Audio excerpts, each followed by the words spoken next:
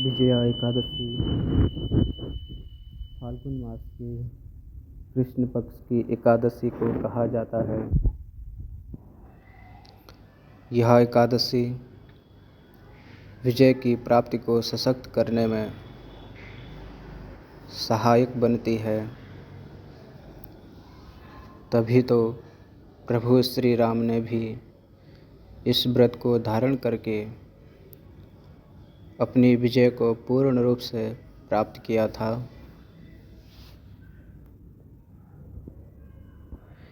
एकादशी व्रत करने से व्यक्ति के शुभ फलों में वृद्धि होती है तथा अशुभता का नाश होता है। विजया एकादशी व्रत करने से साधक व्रत से संबंधित मनोवांछित फल की प्राप्ति करता है। सभी एकादशी अपने नाम के अनुरूप ही फल देती हैं। व्रत की विधि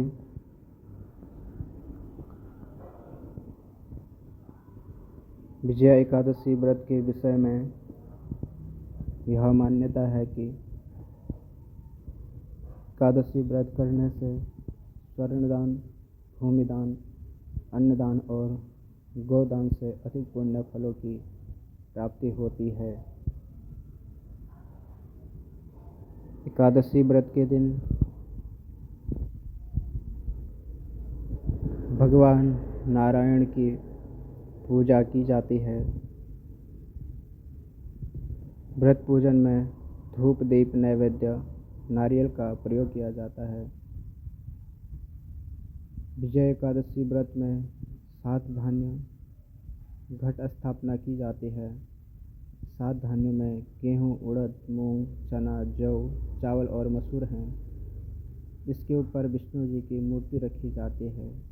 इस व्रत को करने वाले व्यक्ति को पूरे दिन व्रत करने के बाद रात्रि में विष्णु पाठ करते हुए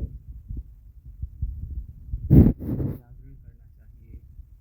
व्रत से पहले की रात्रि में सात्विक भोजन करना चाहिए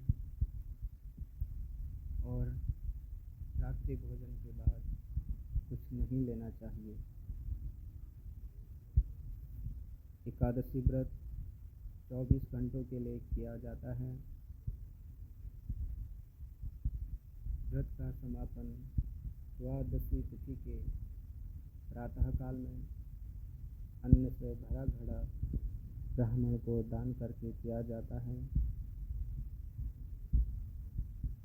यह व्रत करने से दुख दूर होते हैं। अपने नाम के अनुसार विजया एकादशी व्यक्ति को जीवन की कठिन परिस्थितियों में विजय दिलाती है। विजय एकादशी की कथा इस प्रकार है। एक समय धर्मराज युधिष्ठिर ने श्री कृष्ण से कहा, हे जनार्दन, फाल्गुन मास की कृष्ण पक्ष की एकादशी का क्या नाम है तथा उसकी विधि क्या है? कृपा करके आप मुझे बताइए।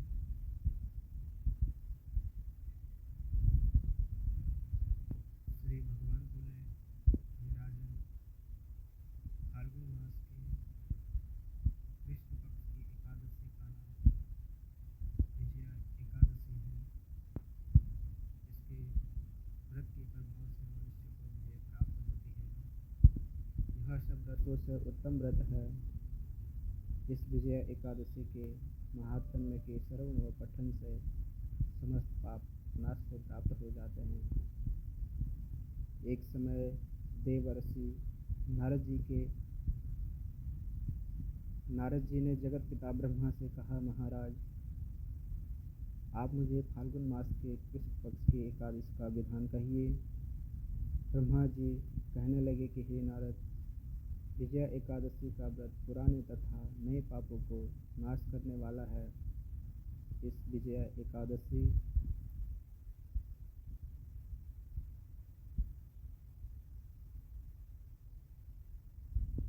की विधि मैंने आज तक किसी से नहीं कही। यह समस्त मनुष्यों को विजय प्रदान करती है। त्रेता युग में मर्यादा पुरुषोत्तम श्री रामचंद्र जी को जब 14 वर्ष का वनवास हो गया, तब वे लक्ष्मण तथा सीता माता सहित पंचवटी में निवास करने लगे। वहाँ पर दुष्ट रावण ने जब सीता जी का हरण किया, तब इस समाचार से रामचंद्र जी तथा लक्ष्मण अत्यंत व्याकुल हुए और सीता जी की खोज में चल दिए। घूमते घूमते जब वे मरणासन जटायु के पास पहुँचे, तो जटायु उन्हें सीता जी का वृत्तांत सुनाकर स्वर्गलोक चला गया। कुछ आगे जाकर उनकी सुग्रीव से मित्रता हुई और बाली का वध किया। हनुमान ने लंका में जाकर सीता जी का पता लगाया और उनसे रामचंद्र जी और सुग्रीव की मित्रता का वर्णन किया। वहाँ से लौटकर हनुमान ने भगवान राम के पास आकर सब समाचार कहे। रामचंद्र ने वानर सेना सहित सुग्रीव की संपत्ति से लंका को प्रस्थान किया। जब श्री रामचंद्र जी समुद्र के किनारे पहुँचे, तब उन्होंने मगरमच्छ आदि से युक्त उस अगाध समुद्र को देखकर लक्ष्मण से कहा कि इस समुद्र को हम किस प्रकार से पार करेंगे।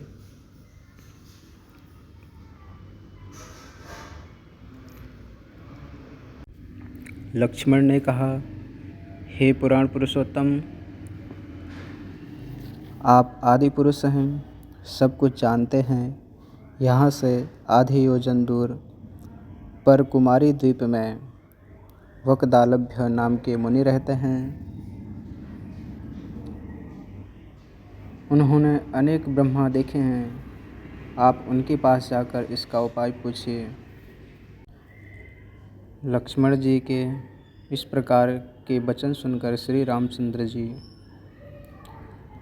वकदालभ्य ऋषि के पास गए और उनको प्रणाम करके बैठ गए। मुनि ने भी उनको मनुष्य रूप धारण किए हुए पुराण पुरुषोत्तम समझकर उनसे पूछा कि हे राम, आपका आना कैसे हुआ।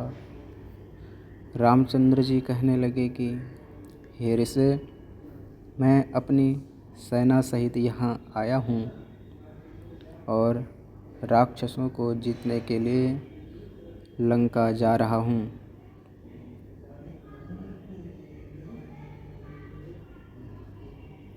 आप कृपा करके समुद्र पार करने का कोई उपाय बतलाइए। मैं इसी कारण आपके पास आया हूँ। वकदालभ्य ऋषि बोले कि हे राम, फाल्गुन मास के कृष्ण पक्ष के एकादशी का उत्तम व्रत करने से निश्चय ही आपकी विजय होगी। साथ ही आप समुद्र भी अवश्य पार कर लेंगे। व्रत के प्रभाव से समुद्र ने प्रभु राम को मार्ग प्रदान किया और यह व्रत रावण पर विजय प्रदान कराने में मददगार बना।